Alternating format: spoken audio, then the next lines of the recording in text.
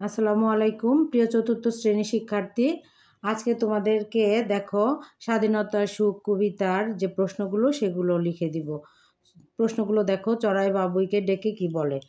উত্তর হবে, চড়াই বাবুইকে ডেকে তার কুঁড়ে ঘর নিয়ে কিছু বাঁকা কথা বলে। কেননা চড়াই মহাসুখে অট্টালিকায় থাকে, কিন্তু বাবুই থাকে রোদ বৃষ্টি মাথায় নিয়ে কুঁড়ে ঘরে, অথচ তারপরও সে শিল্পের বড়াই করে। তাই চড়াই বাবুইকে ডেকে এ বিষয়ে কটু কথা বলে। খ নাম্বার দেখো, বাবুই পাখি কষ্ট পায় কেন? গাছে, উত্তর হচ্ছে গাছে খড়কুটোর তৈরি বাসায় বাবুই পাখিকে ঝড় রোদ বৃষ্টি সব কিছুই সহ্য করতে হয়, এ কারণে বাবুই পাখি কষ্ট পায়। 3 নাম্বার প্রশ্ন হচ্ছে, চড়াই কোথায় থাকে? দেখো, চড়াই অট্টালিকায় থাকে, যদিও সেটা তার নিজের বাসা নয়, তবুও সেখানে সে খুব সুখ অনুভব করে।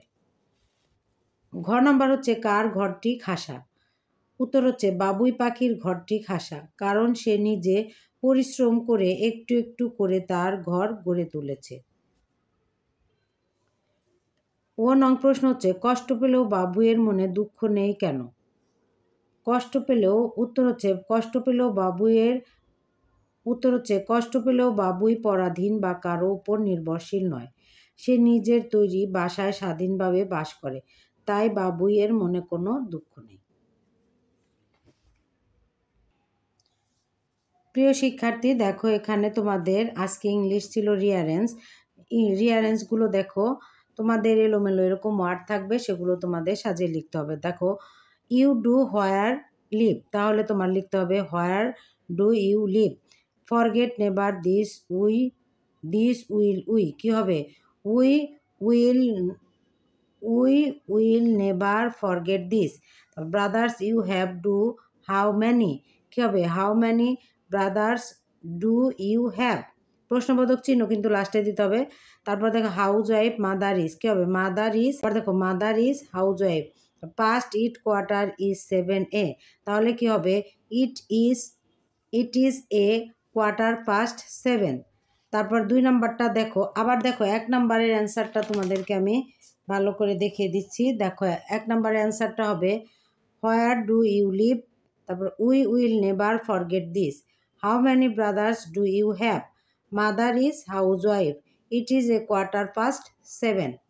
তারপর দেখো এখানে 2 নংটা দেখো, আর থিঙ্কিং হোয়াট ইউ, কী হবে? What are you thinking. প্রশ্নবোধক চিহ্ন কিন্তু দিতে হবে।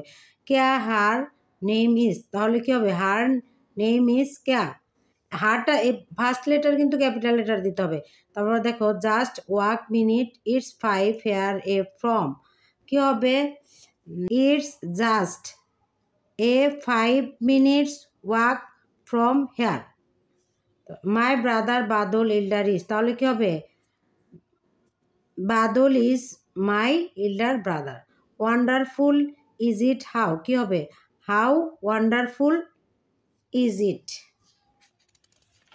এখন দেখো এটার অ্যান্সারটাই যে এখানে 2 নম্বরের অ্যান্সারটা, what are you thinking, her name is ক্যা, it's just a 5 minutes walk from hair, Badal is my elder brother, how wonderful it is.